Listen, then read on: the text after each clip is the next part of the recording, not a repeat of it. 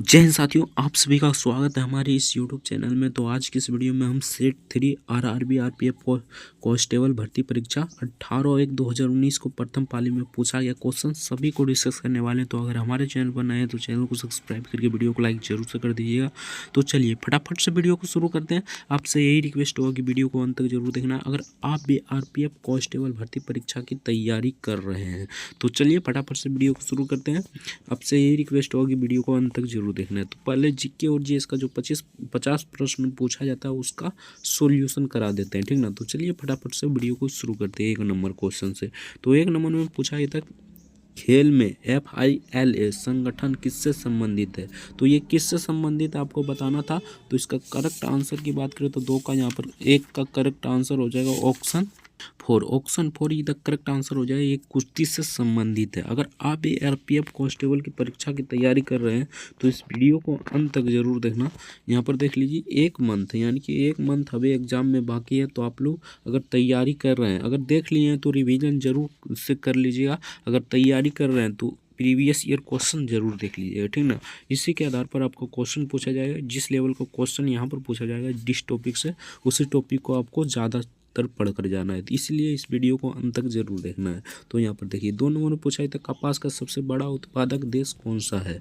तो ये है चीन, यानी कि option D the correct answer हो जाए। चीन सबसे बड़ा कपास का उत्पादक देश है। तो चलिए नेक्स्ट क्वेश्चन देखते हैं। नेक्स्ट यहाँ पर 3 नंबर क्वेश्चन में पूछा गया था फार्मूला 1 में ड्राइवरों को महत्वपूर्ण संदेश देने के लिए अलग अलग झंडों का इस्तेमाल किया जाता है। पीला झंडा दर्शाता है। तो पीला झंडा क्या दर्शाता है। तो यहाँ पर पीला झंडा दर्शाता है, यहाँ पर देख लीजिए खतरा, यानी खतरा धीमा होना, यानी खतरा है धीमा चलना। पीला झंडा क्या दर्शाता है, खतरा धीमा होना, यानी कि option D the correct answer हो जाएगा। तो चलिए नेक्स्ट क्वेश्चन देखते हैं। नेक्स्ट यहाँ पर 4 नंबर क्वेश्चन में पूछा जाता है निम्नलिखित में से कौन सा वन्यजीव अभ्यारण्य मध्य प्रदेश में स्थित है। तो मध्य प्रदेश में कौन सा वन्यजीव अभ्यारण्य स्थित है आपको बताना था। तो ये हो जाएगा बोरी वन्यजीव अभ्यारण्य। Option be the correct answer हो जाएगा बोरी वन्यजीव अभ्यारण्य। तो चलिए नेक्स्ट क्वेश्चन देखते हैं। नेक्स्ट यहाँ पर 5 नंबर क्वेश्चन में पूछा था आंध्र प्रदेश का लोक नृत्य क्या है। तो आंध्र प्रदेश का यहाँ पर लोक नृत्य क्या है आपको बताना था। तो ये हो जाएगा चेरोकन, यानी कि चेरोकन। Option D the correct answer हो जाए चेरोकन आंध्र प्रदेश का लोक नृत्य है। तो लोक नृत्य से 1 से 2 प्रश्न पूछा जाता है, यानी कि 2 से 3 भी पूछ लिया जाता है। तो आप लोग अच्छे से लोक नृत्य को कर जाना, ठीक ना। किस राज्य का कौन सा लोक नृत्य है आपको कर जाना, ठीक ना। तो चलिए 6 नंबर क्वेश्चन देखना है। 6 नंबर में पूछा गया था सेंधा नमक का अपर्तनांक क्या है। तो सेंधा नमक का अपर्तनांक 1.54 हो जाएगा, यानी कि option be the correct answer हो जाए सेंधा नमक का यानी कि अपर्तनांक 1.54 होता है। तो चलिए 7 नंबर क्वेश्चन देखते हैं।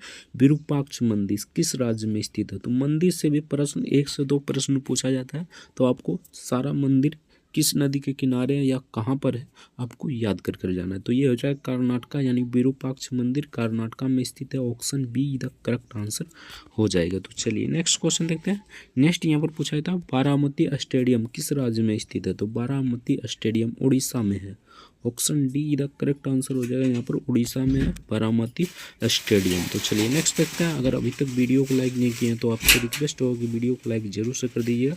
चैनल पर नए हैं तो चैनल को भी सब्सक्राइब जरूर से कर लीजिएगा, ठीक ना। इस वीडियो को अंत तक जरूर देखना। अगर आप आरपीएफ कांस्टेबल भर्ती परीक्षा की तैयारी कर रहे हैं तो अगले मंथ में आप एग्जाम देने वाले हैं। तो चलिए 9 नंबर क्वेश्चन देखते हैं। 9 नंबर में पूछा जाता है एशियाई खेलों 2018 में भारत द्वारा जीते गए पदकों की कुल संख्या क्या है। तो कुल संख्या क्या है, यानी कि उस समय का करंट अफेयर से पूछा गया क्वेश्चन था। तो आप लोग करंट अफेयर को भी करके जाना है, क्योंकि अभी एसआई में कह रहा है कि 10 से यानी कि 5 से 6 प्रश्न करंट अफेयर के पूछ रहा है। तो आप लोग थोड़ा बहुत करंट अफेयर करके जाइएगा, आप लोग का आराम से हो जाएगा, ठीक ना। तो 9 नंबर क्वेश्चन में पूछा जाता है। यहाँ पर देख लीजिए एशियाई खेल 2018 में भारत द्वारा जीते गए पदकों की कुल संख्या कितनी थी। तो ये उस समय का करंट अफेयर से पूछा गया क्वेश्चन था। तो ये हो जाएगा 69, यानी कि option D the correct answer हो जाए 69 पदक था। तो अभी करंट अफेयर में जो चल रहा है उसे आपको याद कर जाना है, ठीक ना। देख कर जाना है, याद कर जाना है, जो करिए कर लीजिएगा, ठीक ना। तो 10 नंबर क्वेश्चन देखते हैं, निम्नलिखित में से कौन केंद्र शासित प्रदेश नहीं है। तो सिंपल सा क्वेश्चन है, आप भारत का अगर भारत का मैप पढ़ लिए हैं तो बहुत अच्छा है, नहीं पढ़े हैं तो देख लीजिएगा 28 राज्य और केंद्र शासित प्रदेश, यानी कि 28 राज्य है भारत में। यहाँ पर देख लीजिए, थोड़ा हिंट दे देते हैं, 28 राज्य है और आठ केंद्र शासित प्रदेश है, यानी कि 8 केंद्र शासित प्रदेश है। तो आप लोग दोनों को देख कर जाइएगा, ठीक ना। तो यहाँ पर पूछा है निम्नलिखित में से कौन सा केंद्र शासित प्रदेश नहीं है, तो आप लोग छांटना है यहाँ पर कौन सा केंद्र शासित प्रदेश नहीं है। तो लक्षद्वीप तो केंद्र शासित प्रदेश है, पुडुचेरी भी है, अंडमान निकोबार भी है, और दिल्ली भी है, जम्मू कश्मीर में भी है। इसी तरह आपको याद कर रख लेना है, ठीक ना।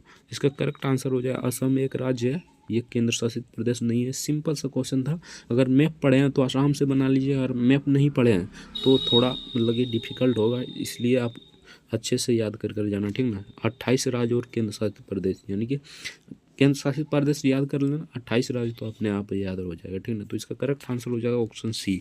तो चलिए नेक्स्ट देखते हैं। नेक्स्ट यहाँ पर पूछा गया क्वेश्चन था, निम्नलिखित में से किस ग्रह को विशालकाय ग्रह कहा जाता है। तो किस ग्रह को विशालकाय ग्रह कहा जाता है, तो यहाँ पर पृथ्वी है, शुक्र है, मंगल है। सिंपल सा क्वेश्चन है यार, अगर ग्रह पड़े होंगे तो आराम से बना दीजिएगा। इसका करेक्ट आंसर हो जाएगा बृहस्पति, यानी कि ऑप्शन डी इधर करेक्ट आंसर हो जाएगा। कितना ग्रह होता है, तो 8 ग्रह होता है, आप लोग जानते होंगे, बुध, शुक्र, पृथ्वी, मंगल, बृहस्पति, शनि, अरुण, वरुण। आपको सीरियल वाइज याद रखना है, ठीक ना। पृथ्वी कितना नंबर पर आता है, मंगल कितना पर आता है, शुक्र कितना पर आता है, ये सब भी आपको याद रखना है। और यहाँ पर पूछ लेगा कि मंगल का उपग्रह कौन सा है, ये भी आपको याद रखना है। बुध और शुक्र का कोई उपग्रह नहीं है, क्योंकि उसका उपग्रह सूर्य ने खींच लिया है। तो ये भी आपको याद रखना है, बुध और शुक्र का। पूछे बुध का मतलब कितना ग्रह है, तो 0 हो जाएगा, ठीक ना। उसका मतलब खींच लिया है वहाँ पर सूर्य ने, तो ठीक ना। तो ये सब थोड़ा फैक्टर आपको याद रखना है, ठीक ना।